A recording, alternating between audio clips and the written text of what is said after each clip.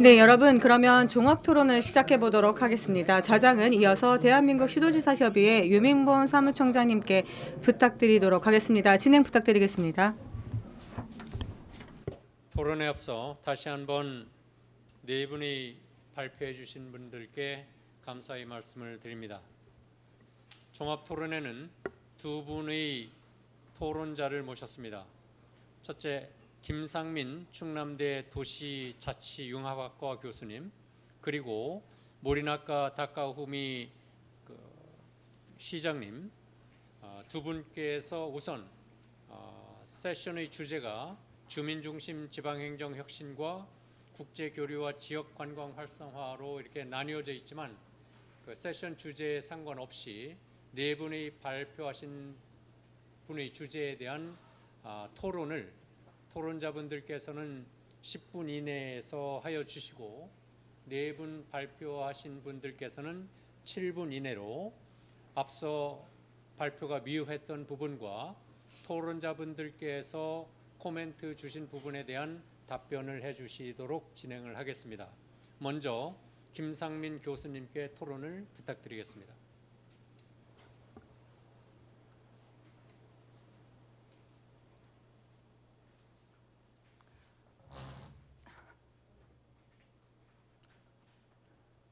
네, 안녕하십니까. 충남대학교 도시자치융합학과 김상민입니다. 오늘 오랜 일본과의 이런 역사가 있는 어떤 학술 세미나에 토론으로 참석할 수 있게 되어서 대단히 영광으로 생각하고요. 오늘 네 분의 굉장히 각자 특성이 있는 그런 발표를 잘 들었습니다. 그래서 그 발표를 들으면서 제가 생각했던 것들을 몇 가지 정리를 해서 말씀을 한번 들어보겠습니다. 일단 첫 번째로 네 분의 발표가 이제 일본의 두 분의 발표, 그다음에 한국의 두 분의 발표였었는데요.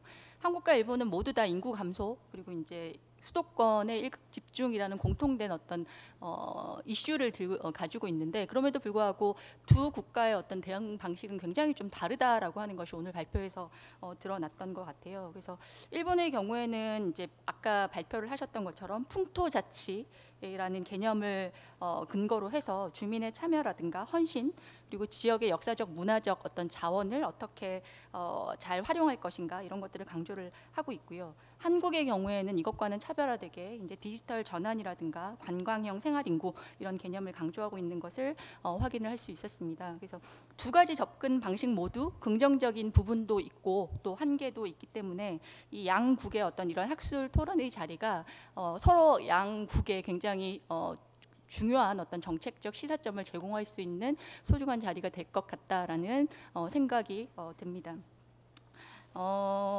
우선 이제 각자 오늘 네 분 발표하신 자료에 대해서 간단하게 제가 한번 말씀을 드려보겠습니다. 첫 번째 발표를 하신 그 다바야시 선생님의 풍토자치의 실천 발표 자료에서는 이제 여러 가지 사실 풍토자치라고 하는 어떤 새로운 개념 저희가 잘 듣지 못한 새로운 개념을 말씀을 하시면서 어떻게 하면 지역의 역사성과 그다음에 정체성에 기반하고 그리고 주민의 주도성과 그다음에 뭐랄까요 자치를 강조하는 이런 개념이 풍토자치에 녹아져 있는 것 같아요. 그래서 이 개념을 들으면서 저도 이제 대학에서 학생들에게 이제 강의를 하고 있는데 학술적인 용어로 뭐 장소성, 플레이스, 센스 오브 플레이스라든가 그다음에 로컬 아이덴티티, 정체성 이런 얘기들을 하고 있는데 이 풍토자치라는 개념을 어떻게 학생들한테 설명을 할 수 있을까라는 그런 고민이 좀 들었습니다. 그래서 일본에서 이제 다른 여러 학술 뭐 세미나나 그런 자리에서 이런 풍토자치의 개념을 영어로 만약에 설명을 하신다면 어떤 표현을 하실지가 궁금하고 그런 내용들을 제가 받아서 학생들한테 일본의 좋은 사례로 좀 공유를 해볼 수 있겠다라는 생각이 우선 들었고요. 그리고 이제 그 풍토자치 말씀을 하시면서 어떻게 하면 이제 그 수도권 그러니까 그 대도시 지역에 있는 청년들을 지역에 끌어들여서 그들에게 지역의 어떤 옳은 역사적인 경험이라든가 문화적인 체험이라든가 이런 것들을 경험하게 하고 그다음에 주도성이라든가 그다음에 이 주인의식을 길러줄 수 있을 것인가에 대한 어떤 그런 프로그램 같은 것들을 운영을 하고 있다고 말씀을 하셨는데요. 사실 우리의 경우에도 많은 농촌 지역들에서 청년들을 끌어들이기 위한 어떤 뭐 그 청년 참여 프로그램이라든가 마을 프로그램들을 운영을 하고 있거든요. 근데 그런 이런 운영을 하면서 나타나는 굉장히 큰 문제점 중에 하나가 굉장히 포부를 안고 시작은 하지만 이걸 어떻게 지속적으로 운영할 것인가에 대한 문제는 굉장히 좀 오랫동안 그 문제가 이렇게 드러났던 것 같습니다. 그래서 일본에는 이런 사례들이 굉장히 많은 것으로 알고 있는데 어떻게 이런 다양한 사례들을 지속적으로 운영할 수 있는지, 이 지속성의 문제를 어떻게 확보할 수 있을지에 대한 일본의 어떤 좋은 어떤 뭐 아이디어나 그런 조언 같은 것들이 있으면 한번 말씀을 해주시면 굉장히 도움이 될 것 같다라는 말씀이 드립니다. 그다음에 이제 두 번째 발표하신 지방행정의 스마트화는 데이터 기반의 의사결정 활성화라든가 행정 업무의 자동화라든가 혹은 디지털 플랫폼을 활용한 주민들의 정책 결정 참여 기회 확대 이런 것들을 주요 추진 방향으로 설정을 하고 있습니다. 그래서 앞에서 일본의 사례와는 상당히 차별화된 어떤 접근 방식이라는 생각이 들고요. 아까 이제 그 좌장님께서도 말씀을 하셨지만 한쪽은 굉장히 디지털 그리고 한쪽은 아날로그 감성에, 그렇지만 우리가 디지털화된 사회에 살고 있지만 아날로그적 감성을 굉장히 그리고 있는 사람들이 많이 있잖아요. 그런 측면에서는 두 발표가 굉장히 이제 서로에게 시사하는 바가 크다라고 생각은 드는데 일본의 사례 측면에서 살펴봤을 때 우리나라의 디지털화는 여전히 굉장히 정부 주도의 그리고 공급자 주도의 시스템 구축이라든가 이런 부분에만 머물러 있지 않는가라는 생각이 사실은 좀 들거든요. 그러니까 어떻게 하면은 일본에서 얘기하는 주민의 참여, 직접적인 적극적인 참여 그리고 나아가서 주도성을 실현할 수 있을까에 대한 고민은 상대적으로 좀 덜 하고 있는 것이 아닌가라는 생각은 듭니다. 근데 물론 플랫폼이라든가 이런 것들이 굉장히 중요하지만 실제로 이 플랫폼을 구축하고 주민들의 의견을 만들어서 정책을 함께 만들어 나갈 수 있는가에 대한 어떤 그런 고민이 좀 더 앞으로 필요하지 않을까라는 생각이 듭니다.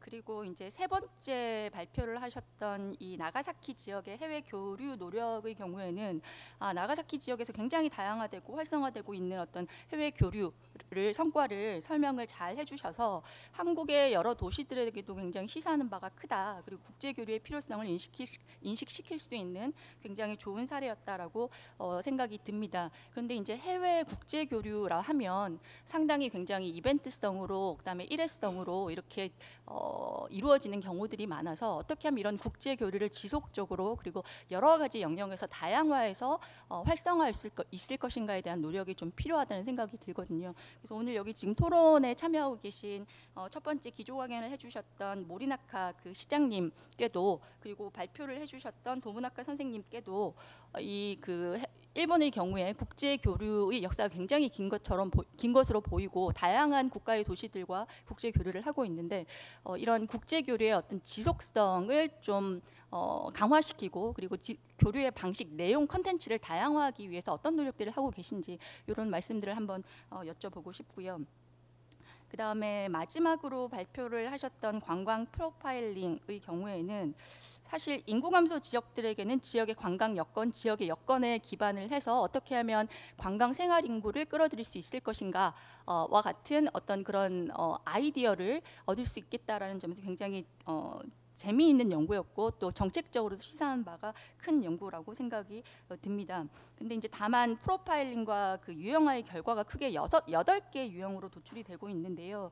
사실 제가 이제 언뜻 살펴봤더니 그 8개의 유형이 정말 이게 하나의 독자적인 유형으로 분류가 될 수 있을까의 측면에서는 조금 의문이 들었습니다. 비슷비슷한 유형들이 눈에 사실 좀 들어왔었는데요.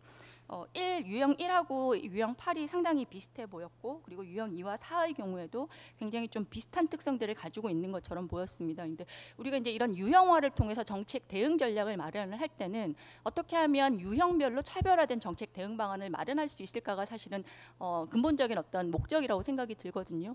그런 측면에서 이런 유형화를 통한 어떤 차별화된 전략이 어떻게 도출이 될 수 있을까의 측면에서 한번 유형화의 결과를 한 번 더 조금 바라볼 필요는 있겠다라는 생각이 들고요. 그리고 이제 장기적으로 봤을 때도 이런 관광 이런 그 생활 인구의 개념을 어떻게 하면 좀 지속성 있는 어떤 정주나 혹은 유입 인구로 발전시킬 수 있는 어떤 전략 같은 것들이 함께 연계되면 좋겠다. 그래서 그리고 이제 유형별로 차별성 있는 어떤 세밀화된 전략이 도출이 될 수 있다면 사실 인구 감소와 지방 소멸이라고 하는 굉장히 위기에 놓여져 있는 작은 지역들에게는 굉장히 좋은 어떤 분석의 툴이자 정책 방안을 발굴할 수 있는 어떤 어떤 좋은 어떤 플랫폼이 될 수 있을 것 같다는 생각이 듭니다. 네, 이상으로 토론을 마치겠습니다. 감사합니다. 우리 김상민 교수님의 그 코멘트를 잘 들었습니다. 발표하신 분들께서 그 받아들이는 의미가 다양할 수 있기 때문에 제가 그것을 다시 정리하지는 않겠습니다. 이어서 모리나카 타카후미 모리야마시 시장님께 10분 이내에서의 그 토론을 부탁드리겠습니다. 네, 감사합니다. 그러면 발표하신 네 분께 각각 질문을 드리도록 하겠습니다. 우선 타바시 대표님께 풍토자치와 관련해서 질문 드리겠습니다. 모리야마는 비교적 도시화, 원래는 이제 굉장히 그 느긋한 시골이긴 했는데 최근 도시화가 굉장히 진행되면서 그런 현지에 옛날부터 내려져 오는 인간관계라든지 그런 것들이 비슷하게 쇠퇴되고 있는 그런 지역이었기 때문에 그런 가운데 이런 당사자관이라고 할까요? 주체성을 강조하시는 부분, 주인의식을 강조하시는 부분 굉장히 중요한 시사점이라고 생각했습니다. 그리고 또 인상적이었던 부분이 커뮤니티가 좁을수록 사실은 의외로 이웃 사람들의 생각을 잘 모를 수 있다, 커뮤니케이션이 없을 수 있다라는 고 지적하신 부분은 의외의 그러한 깨달음이라고 할까요? 그럴 수도 있겠다라고 생각하는 부분이었습니다. 그래서 한 가지 질문이 있었는데요. 이러한 풍토자치를 시스템 차원에서 여러 가지 농가 민박이라든지 다양한 사업 차원으로 혹은 지역 차원에서 시책으로 진행을 하실 때 지방자치단체는 어디까지 관여를 해야 할 것인가. 물론 지원이라든지 응원을 해 나가고자 하시는 의도이시겠지만 지방자치단체가 행정 부분에서 어디까지 관여를 해야 될지라고 하는 부분이 조금 불분명했던 것 같습니다. 대표님께서는 행정 부문이 어떤 거리감을 두고 이러한 사업에 관여를 해나가면 주민들의 주인의식이 고취가 될 수 있을지, 그러한 부분의 실질적인 어떤 대표님의 고심 같은 것들을 공유해 주시면 좋을 것 같습니다. 그리고 그 다음에 이재용 센터장님, 스마트 행정, 지방행정의 현황. 그 질문이 너무 많은데요. 사실 시간이 한정되어 있기 때문에 몇 가지만 질문을 드리도록 하겠습니다. 한국은 행정의 스마트화, 디지털화가 굉장히 선진화되어 있는 국가이다 보니까 공부가 되는 부분이 많았습니다. 네, 자료 중에 지자체별 스마트 디바이스의 보급을 신청에 따라서 디바이스를 지원하고 정보 격차를 해소한다라는 그 장표가 있었는데요. 국가 차원에서 태블릿이라든지 정보화 기기를 지원하는 제도가 따로 있나요? 그게 구체적으로 어떤 제도인지 굉장히 궁금했습니다. 그리고 또 한 가지는 굉장히 질문만 드려서 죄송하기는 한데요. 일본에서는 물가 급등이라든지 양극화 해소를 위해서 쿠폰을 지급하는 제도, 정권의 인기를 위한 어떤 제도라고도 할 수 있는데요. 감세 정책이라든지, 그래서 급여를 지급을 할 때 현금을 기초자치단체가 세금 정보를 갖고 있기 때문에 국가는 그 부분까지 파악을 하고 있지 않습니다. 그래서 쿠폰을 지급하거나 재정 지원을 할 때 저소득자층에 지급을 할 때는 기초자치단체가 지급을 할 수밖에 없습니다. 국가 차원에서는 데이터가 없기 때문에요. 근데 그 지급하는 행위 자체가 굉장히 부담입니다. 지자체 직원들이 굉장히 고생을 하고 있습니다. 그래서 해당자들을 찾아서 지급을 해드리고 있는데요. 그래서 궁금한 부분은 한국에서 그러한 급여, 뭐라고 하면 좋을까요? 소득 정보라든지 혹은 예를 들어서 정부가 그러한 재정적인 지원을 할 때 쉽게 지원을 할 수 있는 시스템이라든지 그런 것들이 구축되어 있는지 궁금합니다. 혹은 구축이 되어 있지 않다면 그와 관련된 논의가 있는지 궁금합니다. 일본에서는 지금 없기 때문에 소득에 따라서 감세 혹은 급여, 지급이라는 식으로 논의가 진행되고 있는데 시스템 구축하는데 시간이 너무 많이 걸린다라는 논의가 있습니다. 그래서 한국에서의 어떤 상황인지가 좀 궁금해서 이 부분에 대해서 질문을 드렸습니다. 그리고 마지막으로 AI 활용도 굉장히 머스트 해야 될 시책이라고 생각하지만 행정 부분에서는 좀 늦다고 할까요? 신빙성이라든지 정보를 어디서부터 가지고 올 것인가 아니면 개인정보를 어떻게 공유를 할 것인가 뭐 이런 것이 여러 가지 조금 신중한 자세를 취하고 있는데 한국에서 행정 차원에서 AI를 활용을 하는 그런 상황에 대해서도 조금 구체적인 말씀을 듣고 싶습니다. 계속 여쭙고만 있어서 죄송합니다. 이 세 가지 질문을 드렸습니다.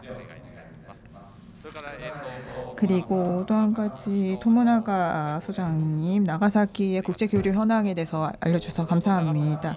나가사키 이즈시마 지역은 일본이 쇄국 정책을 오랫동안 실시를 했기 때문에 일본에서 유일하게 해외 에도 시대에 이제 해외로 개방되어 있던 그런 장소였습니다. 그래서 그런 오랜 역사의 축적으로 인해서 형성한 문화가 아닐까라는 생각이 들었습니다. 그래서 감탄하면서 들었습니다. 내용을 저도.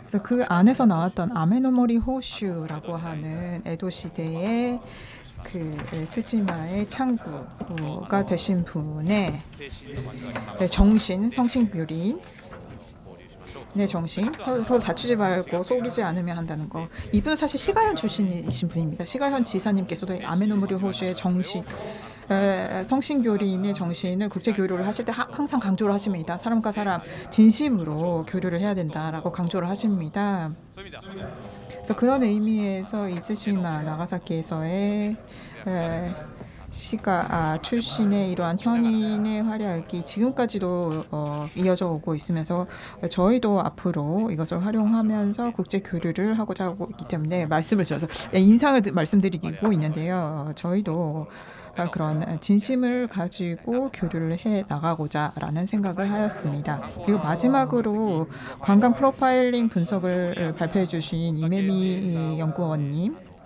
책임 님의 발표를 듣고 이렇게 많은 방대한 데이터를 치밀하게 분석을 하시고 실질적으로 이 데이터를 오픈하셔서 개방하셔서 관광 정책에 이용을 하고자 연구를 추진하셨을 거라고 생각이 되는데요.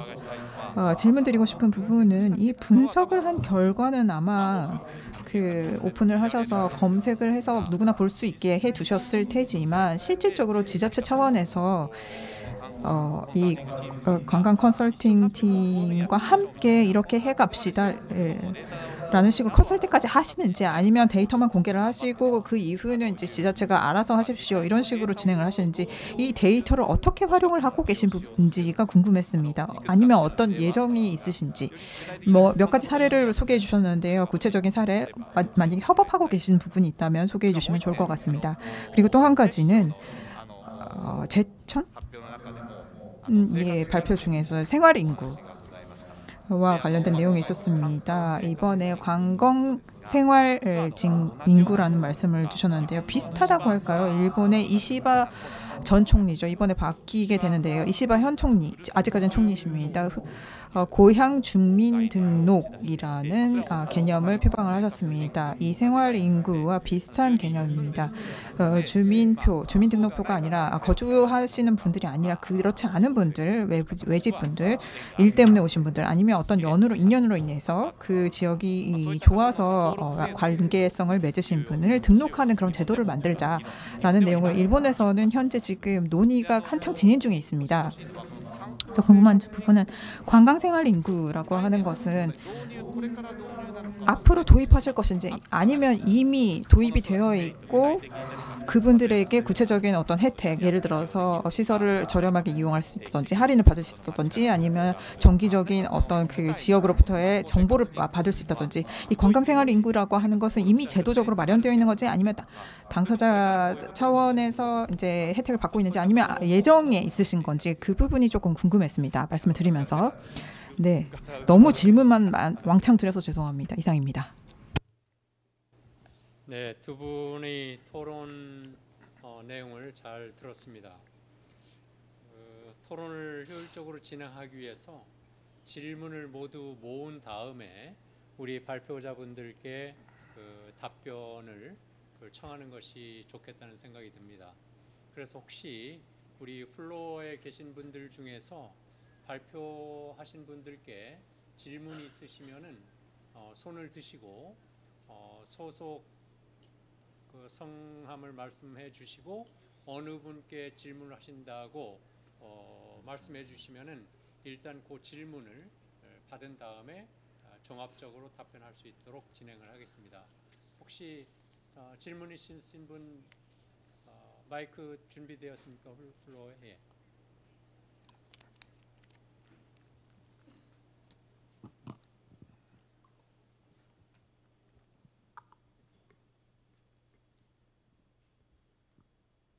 플로어에 질문 없으십니까?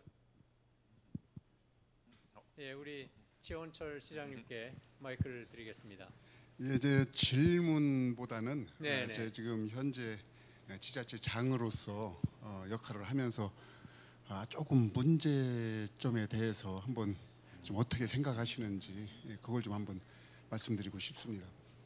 사실 이제 행정 혁신과 지역 활성화라고 이렇게 큰 주제로 되어 있는데 이 우리 공주시만 하더라도 이 10만 인구 정도밖에 안 되는 이제 중도시 정도 되는 지자체입니다.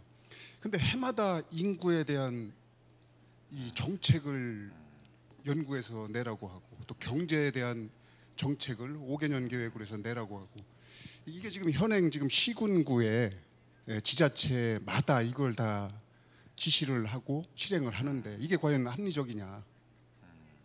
그리고 현행 지금 행정 구조가 이게 지금 어떤 효과적인 행정, 효과적인 교육 또 어떤 다양한 행정 서비스에 합당한 거냐? 5, 60년 전에 형성된 어떤 행정 기초를 갖고 지금 교통시설이나 주변 여러 가지 정보통신이나 이런 게 발달된 상황에서 지자체의 이 거주 인구를 갖고 카운트하는 것이 합리적이냐?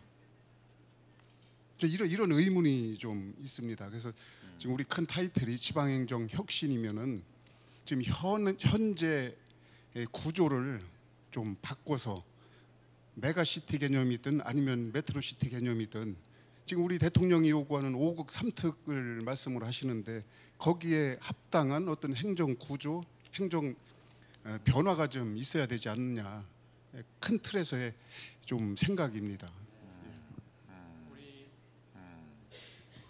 우리 발표자분들께서 답변을 드릴 수 있는 내용인지는 한번 생각을 해봐야 될 것 같고 다만 공주시장님으로 현장에서 직접 경험하는 어떤 어려움, 지방행정혁신이라면 이런 근본적인 문제를 우리가 고민하고 해법을 찾아내야 되는 것 아닌가 하는 그 문제의식에는 정말 공감할 수 있다고 생각이 됩니다. 혹시 다른 그 질문자 계십니까? 예, 그러면 나중에 한 번 더 기회를 드리도록 하고요.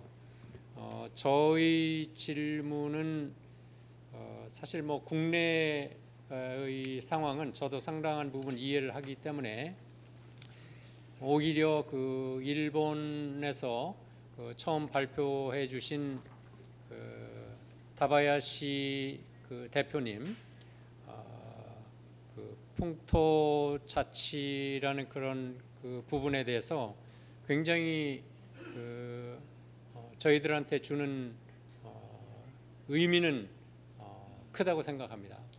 근데 앞서 말씀드린 대로 상당히 아날로그적 그 접근이다. 근데 지금 시대는 디지털로 변해가고 있고 또 그 디지털화의 MZ세대 지금 한 10대, 20대 젊은 청소년들은 상당히 디지털 되어 있지 않습니까? 그래서 그 일본에서 다바야시 대표님께서 이 MZ세대들의 이 호응은 어떤지에 대해서 좀 답변을 같이 해주시면 좋겠다는 생각이 들고 그 다음 앞서 지금 그 모리나카 시장님은 토론으로 참석해 주셨지만은 기조 강연하실 때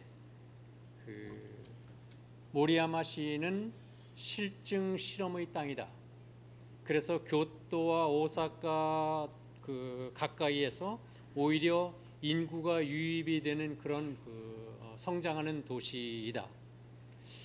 그 말씀 속에 실증 실험의 땅이라는 것은 도로상에서의 법적 제한을 예를 들어 주셨는데, 실증 실험을 하기 위해서는 정부의 많은 규제가 있는데 오사카나 교토에서는 하지 못하는 것이 모리야마시에서 시장의 재량으로 이런 실증 실험을 허용할 수 있는 그런 규제를 풀어줄 수 있는 그런 권한이 어느 정도 허용되어 있는 것인지 그것이 좀 궁금했습니다. 그래서 우선 네 분 발표하신 분이 답변을 해주시고 마지막에 우리 시장님께서 그 부분에 대한 답변을 해주시면 좋겠다는 생각이 듭니다. 그래서 발표하신 순서대로 먼저 다바야시 대표님께서 질문과 코멘트에 대한 답변을 한 7분 이내에서 말씀해 주시면 좋겠습니다.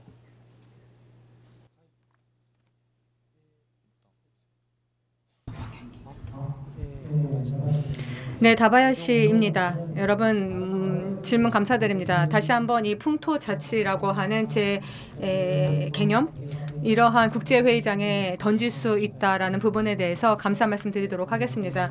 이렇게 뜨거운 반응이 있을 줄 솔직히 몰랐고 감사드리고 저한테는 귀중한 기회가 되었던 것 같습니다. 자, 그런 가운데 지금 세 가지 크게 질문이 있었고 또 지금 사무총장님으로 또 문제 제기가 있었던 것 같습니다. 일단 첫 번째 질문과 관련해서 답변을 드리도록 하겠습니다. 먼저 이 풍토자치와 관련해서 자, 영어로 그러면 어떻게 이 풍토자치를 표현을 할 것인가 라고 하는 부분, 그리고 한국에도 풍토라는 단어가 없으신가요? 있으시죠? 그래서 이것을 어떻게 풍토를 한국 분들은 전달을 할까요? 네, 그래서 이 풍토라는 개념에 대해서 질문을 주셨는데 전제로 봐야 할 것은 이 풍토자치라고 하는 개념은 제가 주장하는 개념입니다. 어디까지나. 그래서 일본의 주류가 되어 있는 용어는 아니다라는 말씀을 다시 한번 좀 전제로 말씀을 드렸었어야 했는데 다시 한번 혼선이 있었다면 죄송하다는 말씀 드리겠습니다.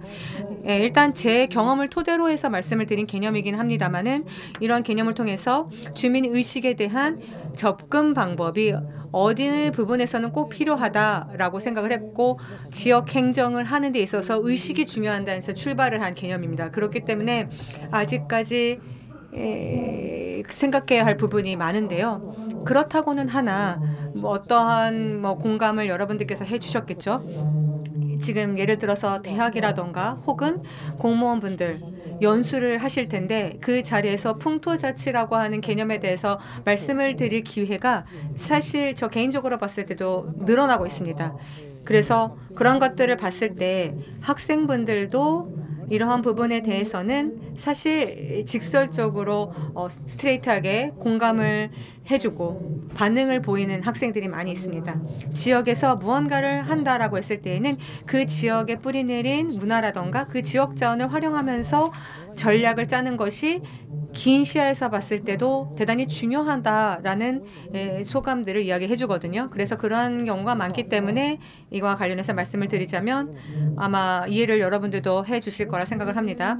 자, 그리고 당사자성이라고 제가 표현을 해서 주인이시라고 말씀을 했는데요. 그건 지방자치뿐만이 아니라 사실 민간기업에서 취직을 해서 일을 하게 되는 경우도 포함해서 한 팀으로 커미트먼트, 헌시, 어뮤즈먼트를 높여나가야 된다고 생각을 합니다. 어느 조직에 있어서도 이는 불변의 법칙이죠.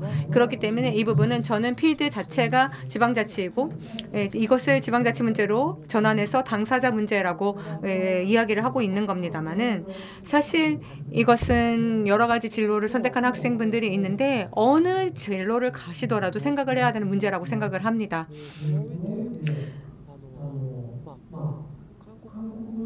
그러니까 한국어로 아마 손맛, 어머니 맛이라고 손맛이라고 하시죠. 제가 그렇게 들은 적이 있는데요. 이 어머니의 손맛이라는 표현을 쓰면서 각각의 가정에서 김치를 각자 가정에서 담그시면 맛이 각각 다르실 거고 그러한 의미의 손맛이라는 단어가 있다고 들었습니다. 그래서 굳이 지금 이 시점에서 이 뭔가 풍토자치와 관련된 개념을 생각을 할 때 이런 손맛이라는 저는 이미지를 갑자기 떠올렸거든요. 좀 그렇게 다르지 않을까? 바로 우리 옆에 있는 그러한 직장 자체를 좀 보고 바운더리를 보면서 생각을 하고 그 지역 사람들에게 프라이드를 가질 수 있게끔 하는 뭔가 이러한 시스템 자체가 중요하다라고 생각을 했고, 그래서 언어적인 표현이 조금 꼭 풍토 자체를 그 단어 자체로 설명하는 것 외에도 다른 단어를 예를 들면서 설명도 가능하다고 생각을 했습니다. 자, 그리고 그다음 이것도 또 여러 가지 답변을 할 수 있는 방법이 있을 것 같긴 하지만 당초에 우리가 하고 있는 것 자체에 무리한 부분이 있기 때문에 지속성이 확보가 되지 않는다고 생각을 하거든요. 그러니까 뭐가 지속성이 어렵냐라고 했을 때 주민 의견을 제대로 청취를 안 하고 또 뭔가 의무적인 꼭 해야 한다라는 감각을 가지고 주민자치를 하게 되면 어려움이 발생을 하게 됩니다. 벽에 부딪히죠. 그래서 사회의 니즈와 수요 그리고 본인들이 하고 싶은 것들 이 부분을 저희가 어떻게 보면 편집을 하는 입장인 거죠. 그래서 사회의 수요와 개인의 원트, 윌, 계획, 희망 등을 잘 조합을 하면 의무감이 되지 않는, 머스트가 되지 않는 그런 설계의 방식을 우리가 만들어낼 수 있지 않을까? 그러한 부분이 필요하다라고 생각을 합니다. 그래서 모티베이션을 어떻게 디자인할지도 생각을 해야 되고 또 하나 거기서 경제성의 문제를 저희가 생각을 해야 됩니다. 자원봉사로는 지속성을 확보할 수 없습니다. 그래서 사업으로서 사업성을 가질 수 있는 그런 부분은 이 부분을 계속 확고히 가지고 가야 합니다. 수익이 창출될지도 중요하지만 이걸 생각했을 때 이때 디지털을 어떻게 활용을 할 것인가라고 하는 문제에 반드시 직면할 거거든요. 그래서 하나의 사례를 좀 말씀을 드리자면 저희 효고현의 도요오카시라는 시가 있습니다. 일본에서는 유명한 온천 관광지인데요. 많은 온천이 있는 곳입니다. 여기서 숙박 데이터를 모두가 공유를 하게 되면 이게 ICT 플랫폼을 활용을 해서 어떠한 고객님들이 예약을 하시고 이러한 부분을 그 지역 전체가 공유할 수 있는 그런 대응을 지금 실제로 하고 있습니다. 그래서 이런 부분은 커뮤니티와 디지털이 양립할 수 있는 좋은 사례라고 저는 생각을 하고 있습니다. 그래서 이러한 형태로 디지털의 힘을 빌리면서 활용을 하면서 사업성, 비즈니스로서 성립을 시켜 나가는 것이 저희가 말씀하신 지속성으로 연결된다고 생각하고 중요하다고 생각합니다. 그리고 세 번째 질문에서 행정 측이 어느 선까지 관여를 할 것이냐라고 하는 시장님께서 말씀이 있었는데 사실 다음 주에 도쿄에서 연수가 있어서 주제가 행정 공무원들이 주변부를 어떻게 끌어올 것인가입니다. 그래서 저는 이러한 시점으로 접근을 하면 안 된다고 생각을 합니다. 행정 직원을 끌어들이는 것이 아니라 주민분들이 하고 싶은 것을 뒤에서 백업을 하는 역할을 가지신 분들이라고 저는 생각을 하거든요. 이 부분은 사실 중요한데 몇 가지 의미가 있습니다. 지금 중요하다고 여기는 부분은 아마 한국 여러분들은 자치단체 공무원분들의 이직률이 높습니까? 일본에서는 자치단체 공무원들이 꽤 이직들을 많이 합니다. 왜냐하면 업무의 보람을 더 이상 느끼지 못하는 사람들이 늘어나서 공무원들 많이 그만두고 있는 것이 문제가 되고 있는데요. 주민분들을 끌어들이는 입장에서 일을 보게 되면 계속 주민분들에게 머리를만을 숙이고 계속해서 감사하다는 말만 반복하게 됩니다. 그래서 주민분들 입장에서는 반대로 이걸 하고 싶은데 이거를 만약에 정부에서 도와주면 지역에서 도와주면 감사하다라고 반대로 저희가 인사를 받을 수가 있는 거거든요.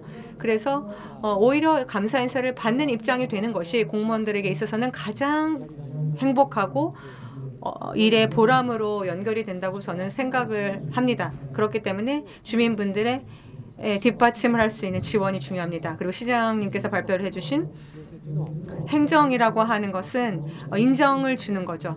마을 전체가 응원하고 있습니다라고 인증을 하는 그러한 파급성을 높여나가고 주변의 영향을 계속해서 주는 것이 정답이라고 생각을 합니다. 이상입니다. 감사합니다.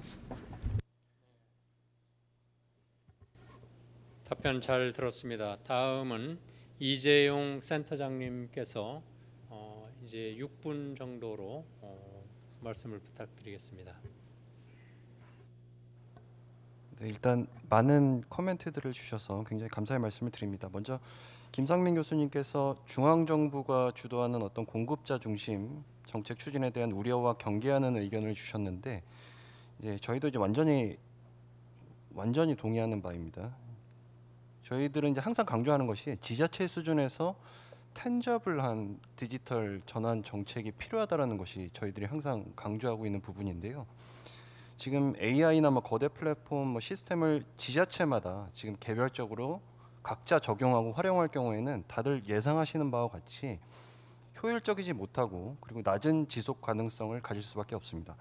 최근 뭐 지자체에서 추진하는 그 디지털 전환 사업들의 타이틀을 보면은 AI라는 단어가 포함되지 않은 타이틀이 없을 정도로 굉장히 그 AI 트렌드에 굉장히 민감하게 반응을 하고 계시고, 관련된 디지털 전환 정책 그리고 디지털 전환 사업, 정보화 사업들을 추진을 하고 계십니다. 그렇지만 그 안에 있는 실체와 내용을 실제적으로 살펴보게 되면 사실상 AI 수준이라고 부르기는 굉장히 어려운 것들이 많습니다.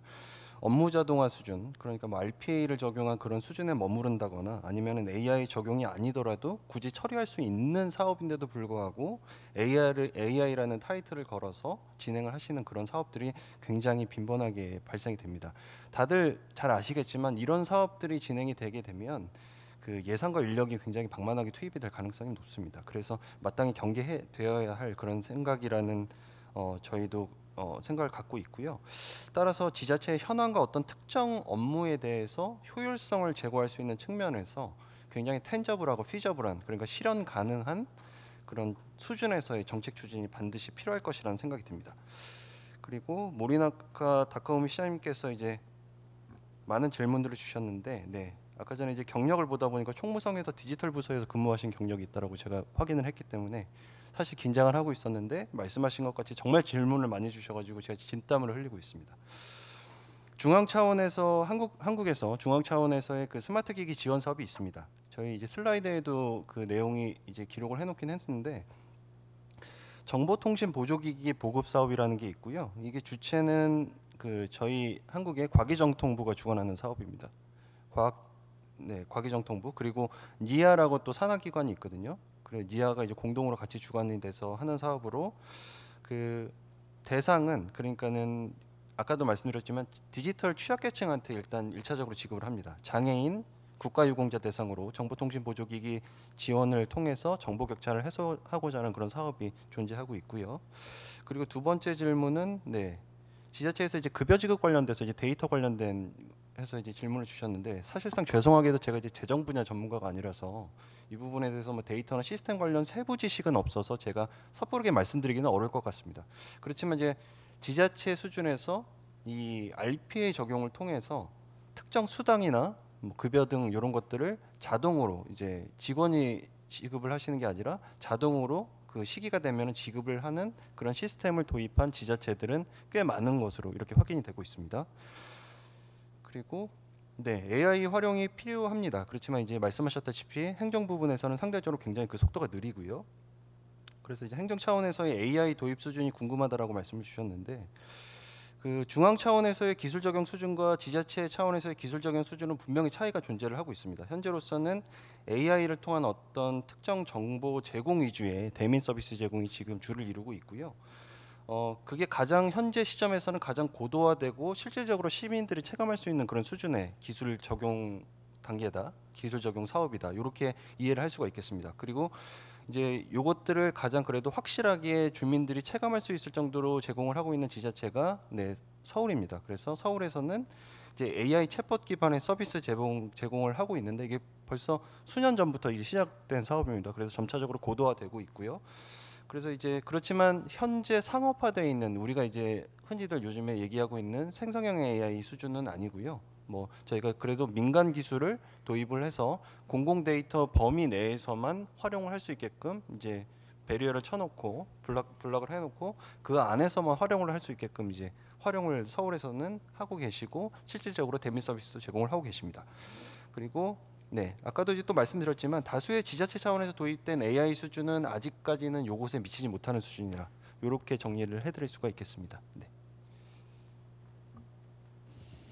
예, 답변 잘 들었습니다. 다음은 도모나가 서울 사무소장님 부탁드리겠습니다.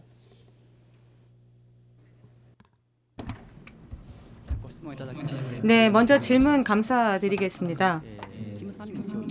김상민 교수님께서 저에게 주신 질문에 대해서 해외 교류를 할 때의 필요성이라던가 일회성으로 교류가 끝나지 않을까, 이를 지속화시키기 위해서는 어떠한 방안이 있는지 관련해서 질문을 주셨습니다. 먼저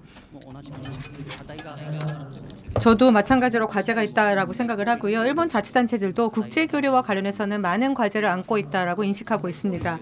일단 국제교류라고 하는 게 바로 이 경제적인 실리로 연결되는 게 사실 금방 눈에 보이지 않습니다. 그런 분야이죠.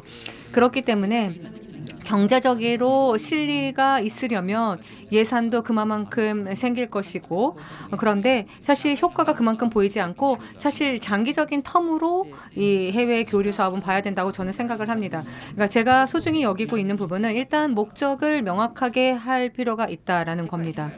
지금 이 지구, 저희가 세계, 하늘, 바다로 연결이 되어 있는데요. 혹은 한국만, 중국만, 혹은 미국만, 일본만 이렇게 각자 도생하면 어떻게 될 것이다 라고 사실 생각하시는 분들도 있지만, 청소년 교류를 할 때 학생 여러분들에게 이렇게 말씀을 드렸습니다. 일단 국제교류라고 하는 것이 반드시 필요한 것인데, 그래서 공통의 과제를 극복을 하는 데 있어서는 이렇게 국가 간의 교류가 각자 노선으로 가는 것이 아니라 중요하다라는 이야기를 했습니다. 그래서 청소년 교류를 하는 데 있어서 무엇이 중요한지 이러한 부분을 봤을 때 양국 간 교류를 양국 간 이상으로 할 때에는 상호 간의 이해를 확고히 해야 된다라는 겁니다. 상호 이해를 하기 위해서는 일본인이 일본에 대해서 혹은 본인이 살고 있는 이 지역에 대해서 제대로 알아야 합니다. 이렇게 했을 때 다른 지역의 주민분들에게 PR할 수도 있고 본인들의 마을을 소개할 수가 있겠죠. 그리고 상대국, 상대 마을에 대해서 알려고 하는 노력이 있어야 합니다. 이 부분이 중요합니다. 이렇게 상호 이해를 깊이 함으로써 배려라던가 서로 이렇게 존중할 수 있는 마음이 생긴다라고 생각을 합니다. 이게 양국 간 이상과 관련된 공통 과제에 대해서 협력하고 극복을 할 수 있을 것이라고 생각을 합니다. 자, 그리고 청소년 교류 이외에도 사실 부산광역시와 의회 교류 관계를 저희가 세우고 작년에 저희가 10주년을 나가사키현과 맞았는데요. 1992년 이후에 일본 한일 해협 지사협의회 회의를 저희가 하고 있다라고 말씀을 드렸는데, 부산광역시와 관해서 말씀을 드리면 해마다 부산광역시와 저희가 교류 내용에 대해서 검토를 하는 일을 합니다. 그래서 조금이지만 좀 변화를 보고 공통과제를 추리려고 하고 있습니다.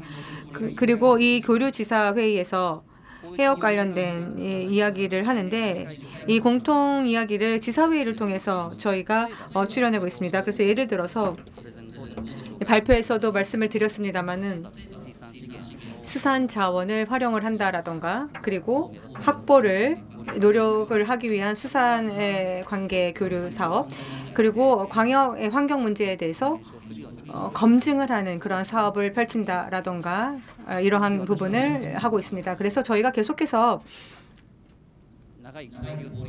오래된 교류를 해야 하는 입장이기 때문에, 사실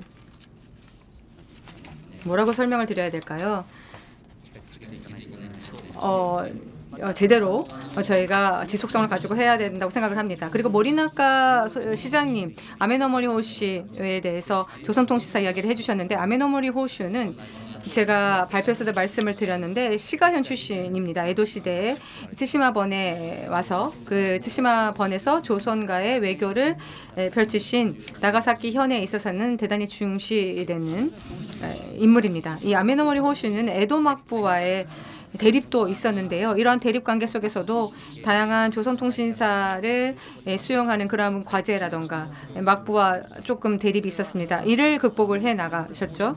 그래서 아메노모리 호시의 생각은 상대편을 이해를 하면서 문제를 극복을 해 나가는 그런데 에도 막부의 중앙정부에 해당되는 막부는 기본적으로 본인들의 부분만 생각을 하고 주장을 펼쳤던 것 같습니다. 당시에 아메노모리 호슈는 조선이 노인 입장을 이해하면서 문서 문제와 관련해서요. 이 문서 표기와 관련해서 상대 측의 이해를 표하면서 이 문제 자체를 하나하나 극복을 해 나간 인물입니다. 그래서 상호 이해라고 하는 이 부분을 중시하면서 저희가 교류라고 하는 부분을 계속해서 펼쳐나가야 된다고 생각을 하고요. 저는 최대 목적으로 이 부분을 삼고 나아가야 한다고 생각합니다. 이상합니다. 네, 답변 잘 들었습니다. 마지막으로 임혜미 연구원님의 말씀을 듣겠습니다. 네, 두 분 질문 주셔서 감사드리고요. 먼저 김상민 교수님 말씀 주셨던 그 유형화 부분에 대해서는 저희도 가지고 있는 한계점이긴 합니다. 근데 생각보다 인구 이제 전체 저희 나라가 이제 250개 시군구로 구분이 되어 있고 인구 감소 지역은 89개, 관심 지역은 18개로 되어 있는데 생각보다 관광 특성이나 이런 것들이 되게 유사한 자원들이 많고 데이터로 확인했을 때 이제 저희가 그 보고서의 부록 부분에는 이제 유형별로의 비중이라든지 이런 것들을 다 표기하긴 했으나 사실 그 비중이라는 게 유의미한 차이를 막 두지 않기 때문에 뭐 높고 낮고로 이렇게 표기를 하다 보니까 그러니까 유형별로 이렇게 비슷한 유형도 보이는 것 같고 하지만 각 그 요인별로에서 이제 차별화되는 부분이 분명 존재하기 때문에 유형 분류를 했던 것도 있고요. 저희가 차별화 전략에서는 이제 올해 이제 저희가 이게 1차 연구였거든요. 그래서 뭐 배후 도시에 대한 이제 관계라든지 그리고 주한 이제 생활 인구 안에 주한 외국인이 포함이 되기 때문에 주한 외국인 뭐 대상 데이터라든지 그리고 이제 여기에는 포함이 되지 않았지만 그 지역 주민의 관광 포용성이라든지 이런 관계에 대한 데이터들 그러니까 지역만이 가지는 뭔가 정체성을 가지는 이제 콘텐츠가 차별화되는 것들을 가져와서 이제 유형화 분류를 이제 고도화하려고 이제 계획하고는 있습니다. 그리고 모리나카 시장님 질문 주셨던 저희 솔루션 프로그램이 이제 한국관광 데이터랩을 통해서 서비스가 되는데 이거를 이제 지자체나 이제 필요한 사람들이 보고 끝나는 거냐 아니면 어떻게 되는 거냐 이제 향후 계획을 여쭤보셨는데 이제 사실 데이터로만 보면은 이해가 안 가는 부분도 있고 이걸 어떻게 해석해야 되지 뭐 다른 지역과의 차별은 어떻지 뭐 이런 거에 대한 퀘스천이 많으실 거예요. 그래서 이제 저희가 상반기, 하반기로 나눠서 인구 감소 지역 전체에 이제 공모를 해서 무료 컨설팅을 진행을 하고 있고 저희가 다음 주에도 공주에 방문을 합니다. 그래서 저희가 이제 데이터 기반으로 공주의 지역적 특징 그리고 유형화에서도 지적해 주셨지만 이게 그 자원이라든지 산업이라든지 인구 구조라든지 이런 걸로 봤을 때 이제 변별력이 없는 것들에 대해서 지역 전문가들의 좀 의견 교환도 거치고 그리고 그 지역의 현장에서 이 정책이나 이런 것들을 하는 분들의 의견을 거치면 또 다른 또 방안이 나오기도 하거든요. 그 제가 옥천에서 데이터 분석을 해준 적이 있는데 옥천에 어느 동네가 방문객이 계속 많이 나오는 거예요. 거기는 관광 자원도 없고 뭐 뚜렷하게 뭐가 없고 막 도로밖에 없는데 방문객이 너무 높게 나오는 거예요. 옥천에서 2등인가 이렇게 높게 나오는 거예요. 도대체 이 이유를 모르게 데이터의 오류일 수 있잖아요. 데이터가. 그래서 그 지자체 분한테 물어봤더니 옥천 휴게소가 그 드라이브 코스래요. 그래가지고 거기 옥천 휴게소가 기지국을 끼고 있더라고요. 이런 것처럼 지역의 현안은 이제 지역의 전문가들이 가장 잘 알기 때문에 그러한 것들도 같이 협업해서 저희도 보완할 예정에 있습니다.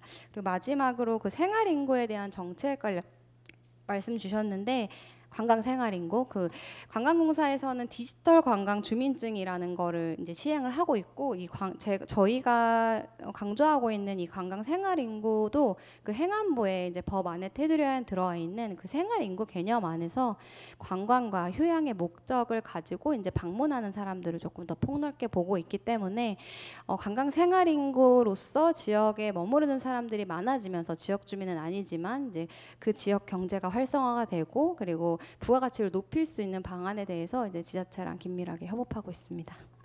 이상입니다. 네, 답변 잘 들었습니다. 그러면 모리나카 시장님께 제가 짧게 질문을 드렸는데 짧은 답변 부탁드리겠습니다. はい、ゆう先生の質 네, 사무총장님께서 짧게 간략하게라고 하셨는데 최 시장님이 질문을 해주셨고 또 이재용 센터장님 그리고 김 교수님에 대한 또 말씀 답변을 드려야 될 것 같아서 말씀드릴게요.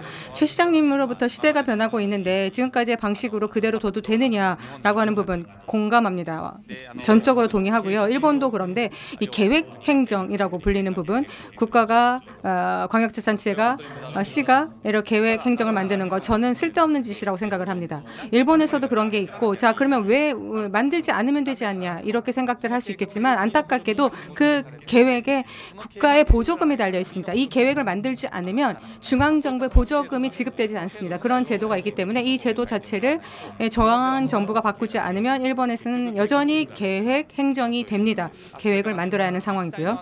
자 그리고 자치단체의 크기 통폐합 1995년에 일본, 한국도 시군 통합이 있었다고 알고 있습니다. 일본에도 2002년에 시군 통합이 있었고 이후에는 일본에서는 대부분 숫자가 이후에 변동이 없습니다.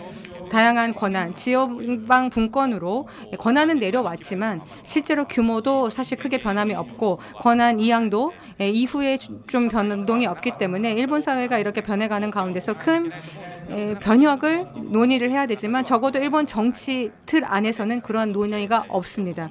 그래서 최 시장님의 현장의 인식에 대해서 동감합니다. 그리고 김 교수님께서 국제교류의 지속성에 대해서 말씀을 해주셨죠. 저희도 사실 과제라고 생각을 하고요. 자, 이것을 어떻게 극복을 해 나갈 것이냐. 일부 분들, 국제교류에서 방문하신 분들 혹은 이렇게 와주신 분들만의 관계성만 보통 갖고 끝나버립니다. 이거를 거기서 끝내는 것이 아니라 다른 시민분들에게 확산을 시킬 거nin가 혹은 어린이들까지 함께해서 단기로 교환 유학을 보낸다더란가.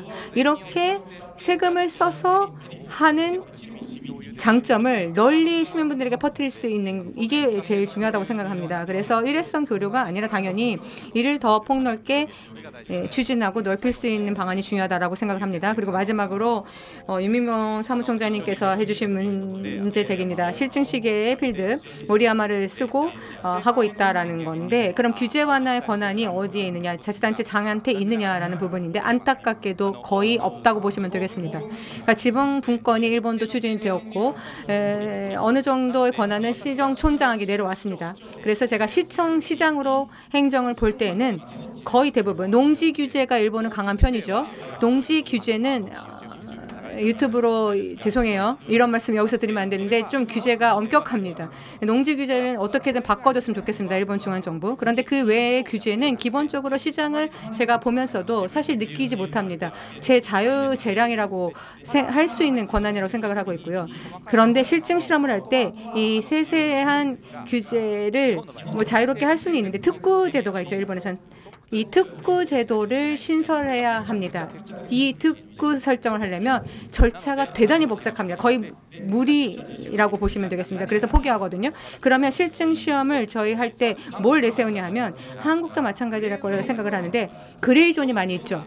행정이 규칙을 정할 때 기태 등등 기타 시장이 인정할 때 혹은 버스켓 클로즈라고 저희가 표현을 하는데 어느 정도 1,700 이상이 있는 자치단체가 같은 행정을 할 리가 없잖아요. 정부도 도망갈 길을 만들어 놓습니다. 그러니까 기타 뭐뭐 할 때 기타 이 조항을 자신감을 갖고 용기를 가지고 예스라고 할 수 있는지 그 예외 조항을 잘 보셔야 됩니다. 그래서 일본은 시종초는 현에게 문의를 하고요. 현청에게 물어보면 현청은 광역자치단체를 안 된다고 합니다.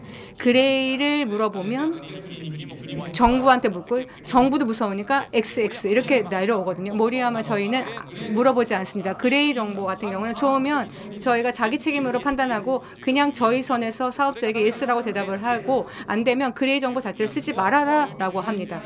주민 대 사업에 대해서 좋다고 생각을 하고 시민분들에게 이것을 설명할 수 있다면 현은 반대하기 때문에 하지 않습니다. 그래서 저희 사원에서 고 사인 내고 합시다.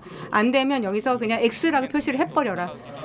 저희가 현과 광역자치단체와 정부와 싸울 기세로 합니다. 이게 신뢰로 행정 측과 함께 사업자들에게 저희가 내는 메시지니까 규제 완화의 권한은 없지만 정리하겠습니다. 그레이존은 일단 예스라고 답변을 시 차원에서 냅니다. 답변 되겠습니까? 이상입니다. 네. 혹시 플로어에서 질문이 있으십니까? 예, 그러면 시간도 되었고 마무리를 짓도록 하겠습니다.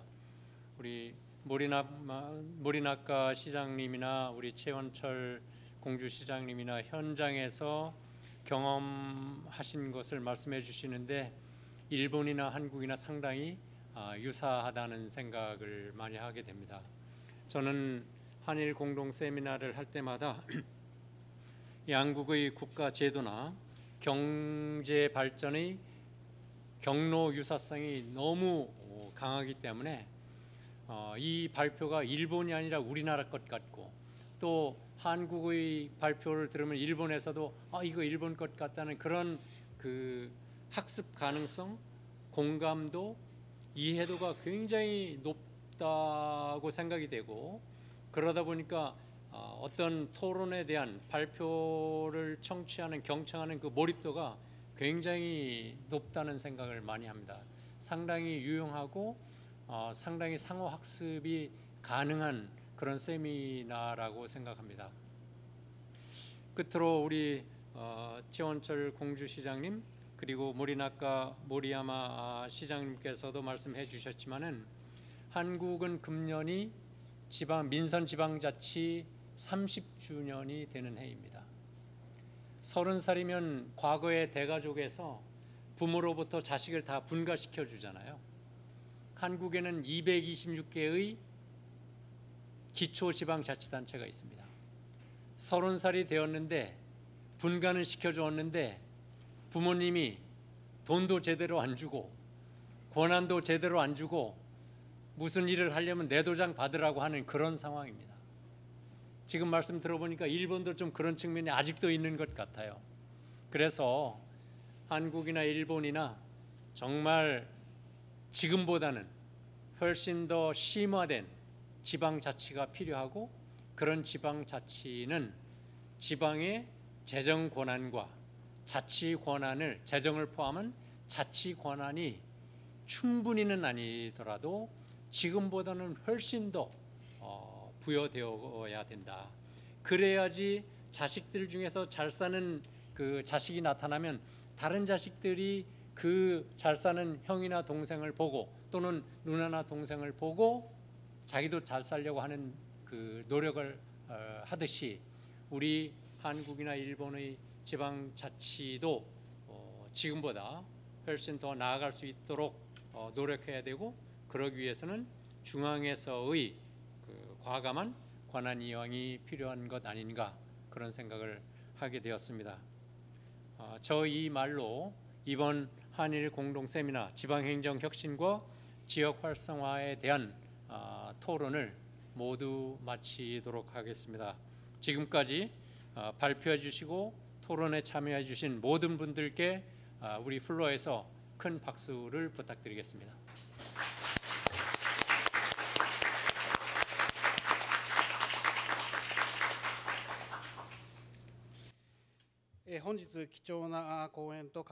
네, 오늘 이렇게 귀중한 발표를 해주시고 활발한 토론을 해주신 좌장님 그리고 관계자 여러분들께 다시 한번 여러분 큰 박수 부탁드리도록 하겠습니다.